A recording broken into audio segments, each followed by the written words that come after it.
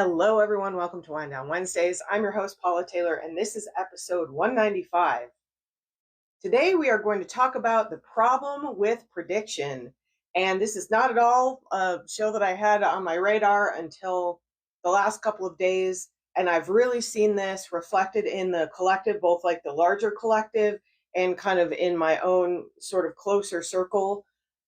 There's a lot of question about what's happening with the collective energy right now and what's happening with this 3D to 5D shift and like how are things going to go. And it makes complete sense because humans are creatures of habit. We want to have routine, we want to have structure, we want to know what's happening, we want things to be predictable. And there's a couple big problems with prediction that we're going to talk about today. I'm actually going to do them. I'm going to talk about the one that is sort of more on people's minds first, and then I'm going to talk about the second problem that I think is actually more important when we're talking about what the problem with making predictions or the problem with trying to be in a space of prediction. And it's just always interesting to me how someone had asked a question in the Spiritual Awakening Sanctuary, our online community, that was kind of more specific, but it sort of alluded to this. And a lot of the answers that came back reflected kind of my feelings about this. And I thought, based on things I've been seeing in social media and on TikTok about kind of predicting what's going to happen, especially with our political future in the US, it just felt like it was time for me to say this and kind of give it a broader audience. Sorry, I'm just going to apologize in advance. I got like maybe 6 hours of sleep last night. The Schumann resonance, I can't even talk to say that, has been off the charts. And so I might be having a little problem with my words today, and I'm just going to give myself grace ahead of time for that. So let's talk about the first big problem with prediction, which again, I think is actually less important, but it's more in your face. It's like the one that more people are concerned about. And the simple answer for this, and then I'm going to go into some examples and kind of a little more of the nuance, because there's a lot of nuance around this. But like the first problem with prediction is that we don't know what's going to happen. We cannot know exactly what is going to happen, even from moment to moment. And there's a couple big reasons for this. And I'm going to tell you a little story that I've probably told on the podcast before, but like probably a long time ago in a different context, because this is how I learned this, like in a very tangible way. Because it's one thing to kind of say, we just don't know exactly what's going to happen, and everyone has free will, and there's infinite timelines, and there's just no way to know which one's going to actually be the path we take. And all of that sounds kind of abstract, and I learned a really discrete lesson around this. So I have a long history of infertility and recurrent pregnancy loss. I've had something like 12 miscarriages, and I spent multiple years of my life doing these infertility treatments, doing IUIs, intrauterine inseminations, doing IVF, doing frozen embryo transfers. And at one point on this journey, I was finally coming to the realization that this was just not meant for me. I was not meant to birth a child in this incarnation. I actually think in any incarnation now, which has to do with my quantum origin as a seraphim. And there's a long story around that we don't need to go into. But I was sort of coming to the end of this journey and coming to this really difficult realization that there was like nothing I could do that was going to make this happen. And I had another really interesting experience where I was kind of shown all of these infinite timelines trying to get my son to come to me, like having surgery, doing all these different things because he kept trying to come in. And I was shown that there was kind of nothing I could do for him to come in. But I hadn't kind of come to this realization that like no one was going to come in, that I wasn't going to be able to actually birth a child. I was close. I was like getting there, but it was a long process and there was a lot of grief around this. So I had 2 frozen embryos left, and I got this letter saying, hey, you've got to pay for the storage fee for the next year or use these embryos or choose to discard them. It was kind of like you have a month to decide what you're going to do, and it's not cheap to store these embryos. And so I sat down with my husband and I was like, I don't really want to pay to store these. I certainly don't want to like do this later. I don't really even want to do this now, but I didn't really like the idea of discarding them. I looked into like donating them to science, like to be studied or to be used for stem cells or something like that. And that wasn't something you could do in my state. And then in the meantime, I got this intuitive hit that I should go ahead and do the frozen transfer. And I was like, I don't really understand why I'm going to do this. It never works out. I would get pregnant and then miscarry just like over and over again. And it was a hard journey. It just didn't seem like it was something that I really wanted to do, but I was getting this strong feeling that I really needed to do it. And I was kind of joking to my husband. I'm like, well, we can just discard them, or we can just discard them in my uterus, which is like a lot more money, and we'll have the same end result. But I was like, I'm going to follow my intuition. And so as this intuition kept coming in, because it was like over the course of like some time, because you have to do some prep for this whole process, I was like, well, why am I being urged to do this now? Like, is it actually finally going to work? And I sort of reached out and I asked. At that point, I was working sort of directly with Source Energy as my guide, and I was just like, why are you telling me to do this? Is it because it's actually going to succeed? And the answer I got back like completely blew my mind, and the answer was, I don't know. And I was like, what do you mean you don't know? Like, your source, your God, your divine, your, the universe, your ki chi prana, like you're omniscient, you're omnipotent, you see all, you know all. Like, I don't understand. What do you mean you don't know if it's going to work? And also, why are you telling me you don't know it's going to work? And essentially the answer I got back was, because of things like free will, there is no way to know exactly what timeline is going to manifest. And it was the idea that I got from Source was like, I can see all the timelines. I could show you each one of these infinite timelines, but until like you're in the moment, there's no way of knowing exactly which one is going to manifest. And it doesn't depend just on me. And the example that Source kind of gave me was like, what happens if the guy who works in the lab didn't get a lot of sleep last night, like me today, and is like a little off in his morning and a little bit clumsy, and he like stumbles and he drops the petri dish that has your embryos in them. And I was like, what? That could happen? And it's really interesting because this happens to me when I travel, especially on a plane. Like, there's so many little tiny things that could go wrong. You could make yourself crazy going down that road. And people do. We're going to get into that a little bit in the second part of the show. But that example really helped me understand that, like, there is no way for me to know. Like, everything could have gone exactly perfect that day, which as far as I know, maybe it did, and it still didn't work. Like, I still had another pregnancy, and it was like all long and drawn out. And I think now looking back on it, it's like, I think that was part of the closure process for me, that I just needed to end my chapter with no doubt that I had done everything I possibly could have done. Maybe down the road I would have been like, oh, I should have tried those last two embryos. You never know what could have happened. I don't know for sure why I was guided to do it. The thing that blew my mind was that even this like omniscient, unconditional, loving source of all that is said, I don't know what's going to happen. So the first problem with prediction is that even Source doesn't know what's going to happen, because we all have free will. We all have these infinite paths ahead of us. And until we're in the moment of choosing what direction we're going to go, we do have free will. So Source can see all of these paths, but until each little infinite tiny, these things are infinitesimal. Like, we're talking about the one guy who worked in the lab. What about the doctor on the day she pulled the embryos? What about the freezer that the embryos were in? Like, there's so many moving parts to every situation that there's just no way to know exactly how things are going to go. And if we did, or if Source did, then we wouldn't have free will. We would really, everything would be predetermined. And it's not. Sometimes there's a feeling of destiny and we're sort of guided, and like a couple of those paths are lit up. We'll talk a little bit more about that. And because we're in the 5D now, it's always yes and we never know for sure exactly what's going to happen, just because everything is always in motion. Energy is always in motion. And that leads me to kind of, that was like 1A and this is 1B.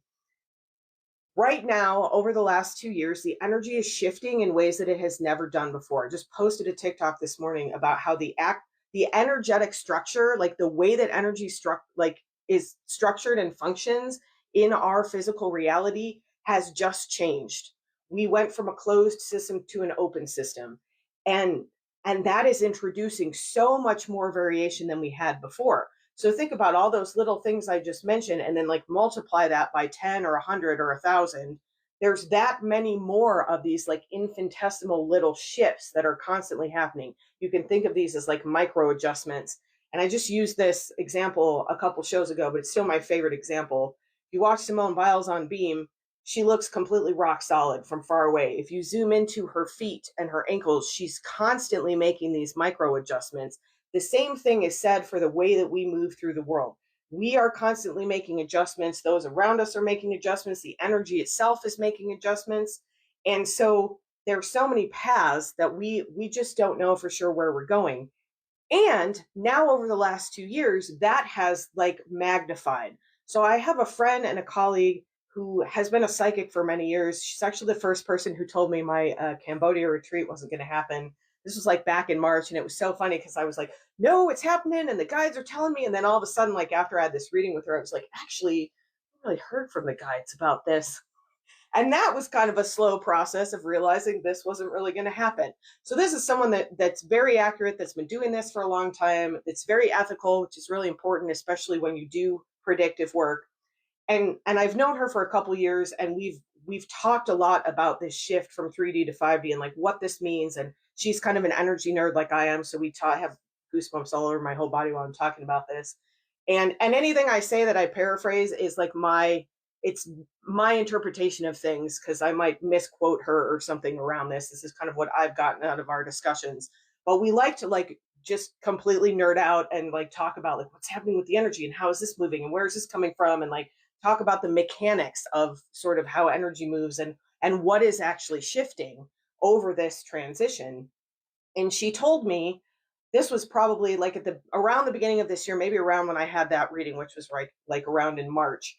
She said when she has done Akashic Records readings for years, and she's like, when I go into the Akashic Records, what I usually see is these sort of like paths, and usually like one or two or maybe three of them are sort of lit up as sort of like the most potential, like these have the most potential, or these are for the highest good. And so then she can talk to you about, there's these choices coming up, and this is what feels like it's going to lead you into your highest and most illuminated good, literally most illuminated good. And she was talking about how things changed as she went into the Akashic Records. Like she would see nothing, or she would see so many paths and none of them were lit up, or she would actually see them like moving, like in real time, where it was like she was like, I can't really do predictive work like I used to because I can't see it. And we talked about how that was a function of like all of this shift and all of this change. And there's this collective shift happening, and the collective shift, the reason we use the term collective, it's the culmination, it's the collective, the collection of all the individual shifts that are happening, all the individual timelines that we're on, that again, we're constantly doing our Simone Biles and making these micro adjustments and sometimes making big adjustments. I'm not even going to get on the beam today. I'm going to get on the bars, whatever it is. So when you add all of those together, that's how we get this collective timeline. And there is so much shift happening right now. And especially I'm recording this in September of 2025. This is going to be applicable anytime you listen to it. But right now, there is like a huge shift coming this month, and a lot of people feel it. It's this like anticipation. And it's one of those shifts where it's like, I will not be the same after this shift. I am one way now, I will be a different way. And a lot of us are in that liminal of like, I'm not quite the new, I'm not quite the old, I don't know exactly where I'm at. So when the energy is shifting even more than it ever has before, ever in modern human history, this has been coming through for me all year long. And like we're building to this. We've been building to this since like for a long time, but more it accelerated around the middle of 2023. Even people like my friend who were able to do some predictive work in the past, like she decided to retire, not completely because of that, but that was part of it. She was just like, I can't really see the things that I used to see because everything is moving so much right now.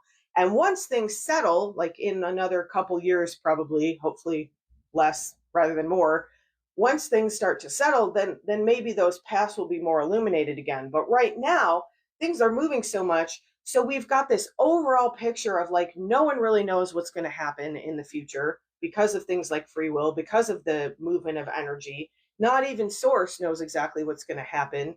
And that's as it's meant to be, because we're here to have this experience. And if we didn't have free will, we wouldn't be able to make those adjustments. We would just be like, it'd be like when you go, I remember as a kid going to like the amusement park and getting all excited that you got to like drive the car. And then it turned out it's just on a track and like the steering wheel doesn't work.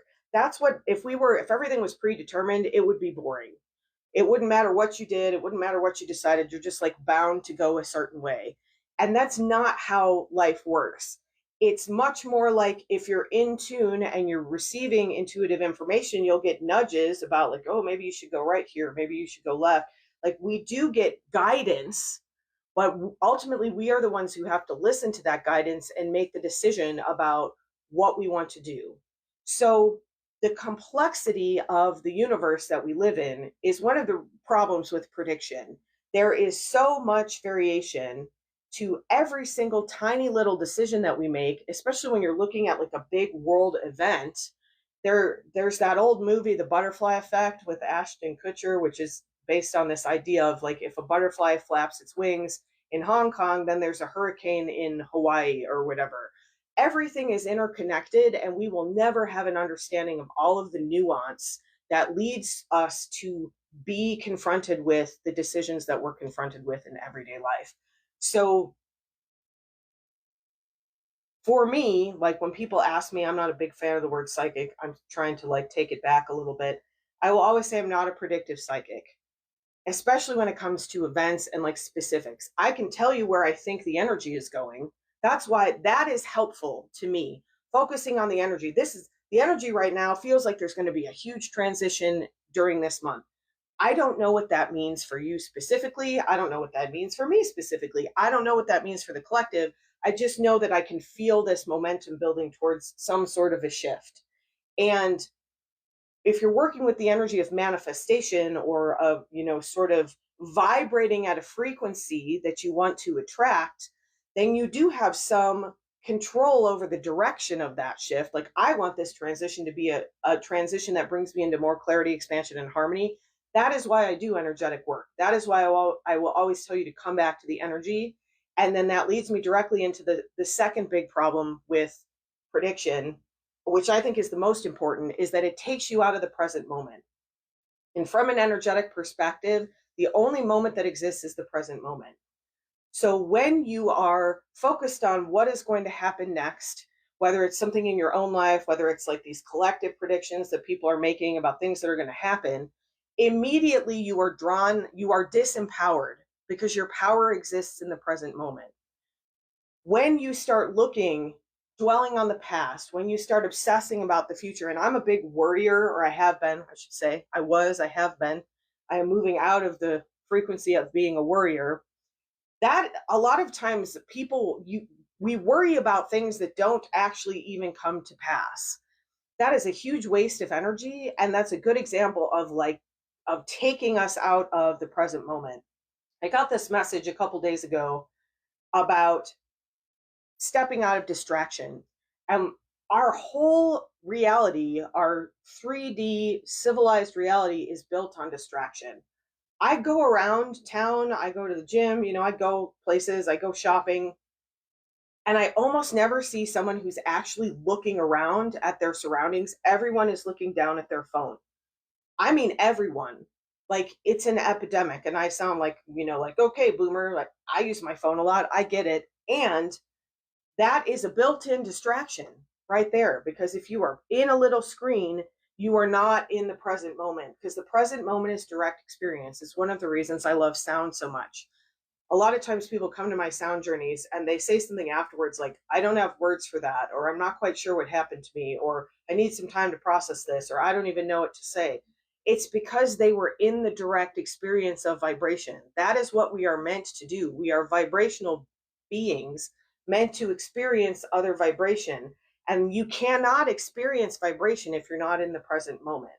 You can think about it in a mental space. I can think about experiences I had in the past that bring a certain vibration. I can anticipate experience I might have in the future that's going to bring a certain vibration, but I can't be directly in those. I cannot be present and experiencing those vibrations from those spaces, because that is a mental exercise, and direct experience happens in an aligned way. So direct experience happens in the body. Absolutely. The body always wants you to be in the present moment. It's one of the reasons it's such a powerful tool for that. And direct experience happens as well when we are expanded through our light body, through our quantum body, and experiencing all that there is around us, because it's not just the body. The body is a tool to bring us into the present moment. But when we're fully present, when we're really in that direct experience, then we start noticing what's around me. What are the noises that are around me? What are the smells that are around me? What am I seeing right now? What am I hearing right now? What am I feeling in my body? So the problem with prediction is that it takes you out of the present moment. It's a distraction. It's just another distraction in a world full of millions of distractions that we have designed for ourselves to escape the fact that we're uncomfortable with being in the present moment, that we don't know how to receive direct experience anymore. So we've concocted this entire sort of civilization based on the mental. You cannot have direct experience in the mental. As soon as you start telling yourself a story about the experience, you are out of the experience. You're out of the present moment. That's why, like, I like to experience the moment the best I can, and then later maybe I'll process it. Oh my gosh, what happened there? And I'll try to make sense of it. But if you're doing that in the moment, then you're already out of the experience. If you're in a sound, I went to a sound journey the other day with my friend, and we were kind of talking about it afterwards. And for whatever reason, there was just something about the energy. Neither one of us could really relax. And we talked about afterwards kind of why that felt that way. But he and I both, he's studying to be a sound healer. I am a sound healer. And we were both talking about, like, for us, sound is a place where we really can surrender, where we can really receive, where we can really be in that direct experience. Both of us were having a lot of like thoughts coming up and a lot of just like things that were taking us out of the direct experience of that moment. And that is the biggest problem to me, and the most important problem with prediction is that as soon as you focus on the future, you have left the present moment. You have left your direct experience. And we're not always going to be in the present. We need to spend some time in the mental space. That's why we have it. It's there as a tool, but it's not supposed to be the only tool. My ear just started ringing. So just like getting stuck in the past, like sometimes when we do trauma work, we're moving all this density out of our past. It's really important, but a lot of people get stuck there. They can never let go of the story. It's the story around the thing that sort of takes you out of the experience. So you can be working through these things, but you've also got to let go of the mental stories that are sort of tethering you into the past. And the same problem exists with prediction. If I'm focused so much on what is going to happen, I am missing the life that I am having right now. And it is just another distraction from me empowering myself. 2025 is the year of personal empowerment. And personal empowerment is about reclaiming your energy in the present moment, reclaiming the energy in your body, reclaiming the energy in your quantum field. And some of that is that exploration of like, oh my gosh, where did I come from? And what is this energy? And how can I work with that? There is absolutely the mental processing around that, but it's just like the steps of spiritual processing. Awareness, number one, mental processing, number two. That's where a lot of people stop. It's the physical, energetic processing that makes this a spiritual process. And that is allowing yourself to be in the moment, to feel the feelings that you're having in that moment. I've been having a lot of these like anticipatory, sort of these vague feelings of like, I've been thinking of it as just living in the liminal. And I saw someone on TikTok today that she talked about thinking of transformation itself as a feeling. It's like anticipation, but not exactly. It's that like, I don't know who I am anymore. I'm not the same person I was because I don't want to be caught in that story, right? And I'm not quite sure where I'm going to be. So I've got to just be present in this moment and acknowledge that I'm uncomfortable. And that's one of the reasons we have so many distractions, because we've lost our ability to be with discomfort, to sit in discomfort. Sometimes when I give a sound journey, when I'm channeling a sound journey, people will say things like, oh my gosh, my hip just started hurting. And it was just so intense. And I was like getting more and more uncomfortable. And I was thinking I might even have to leave. And then like all of a sudden it let go. And it's because when we give attention to something, that is how we allow that experience to move through, because the things that are trapped in our body somatically, these are generally emotions that we couldn't process in the moment. And so they get stuck in a hip, for example. And when you're in the direct experience, you can finally start to notice, like, what is actually happening right now in my hip? Why does this hip hurt? Why does this hip hurt for so long? Wow, this hip really hurts. Oh my gosh. And if you can stay with the discomfort of that, sometimes that energy has the opportunity to move through and out. And it's like, oh, my hip doesn't hurt anymore. And sometimes it's more complex than that. And there's always nuance around it. But I think it's really important, especially right now, to acknowledge this and to acknowledge everybody wants to know what's going to happen. It's human nature. I want to know what's going to happen. I want security. It's around safety and security. If I understand what my future looks like, that makes me feel more safe and more secure. And if I want to truly evolve into a being who is occupying this 5D consciousness, this expansion, this unconditional love, this flow, then knowing the future takes me out of flow instantly, because then I'm trying to direct a certain I'm trying to direct the flow a certain way. And there's so much nuance in this. There is some direction. There is, like, being in flow gives you the ability to move the energy in a way that you want to move it, but you can only do that from the present moment. You can't do that by thinking about what might happen 2 days down the road, 2 weeks down the road, 2 years down the road. So that's the problem. The two big problems with prediction is that we don't really know. We just don't really know. And it's okay not to know. That's kind of the second part of it. It's okay to not know what's going to happen. It's uncomfortable. And we have to learn how to live in that discomfort. We have to learn how to train our nervous system to find safety, even when we're in transition, even when we're in discomfort, even when we're in this, like, not knowingness. If we can train ourselves to stay present, then we can train the body to be safe. And then we can, ironically, we can maneuver ourselves into the future with much more power. Our power exists in the present moment. So when we are focusing on, especially the past or the future, but we're talking about the future right now, we're disempowering ourselves. We're giving our power away to something that may never exist, especially when we're worrying about it. What if this happens? What if this happens? Well, if it does happen, you're going to have to deal with it either way. So you might as well have the tools in the present moment to deal with that future moment when it becomes the present. The other crazy thing, I was just reading a Joe Dispenza book last night, and he was talking a little bit about this. He talks a lot about quantum physics from, like, a metaphysical perspective. Your vibration in the current moment is what determines your future. So he talks a lot about creating your future. You don't create your future by focusing on sort of being in that space in the future. You create your future by focusing on the present, by shifting your vibration in the present to match the vibration that you want to embody in the future. When people talk about timeline shifting, that's really it's just a frequency shift. And we have so much access to these huge frequency shifts this year that we've never had before. And it's amazing and it's overwhelming. And it's okay to get distracted sometimes. Everybody gets distracted. Distractions exist for a reason. But we have that phrase, going down the rabbit hole. What that came from Alice in Wonderland. Alice went down the rabbit hole and she got it stuck in a whole nother world and spent all this time there and realized at the end that, like, none of it was real and she needed to come back to her present reality. So when you are going down a rabbit hole of sort of like reading about predictions or listening to things that people are saying about, like, what's going to happen, you are giving your power away. You're off in Wonderland and you're not able to be effective in this physical plane. Part of I keep using the word irony, and now I'm like, oh, am I using it right? I'm going to be like Alanis Morissette. Part of the irony, I'm just going to stick with it, of this transition is that we're moving into this expansion beyond the physical while maintaining a physical body.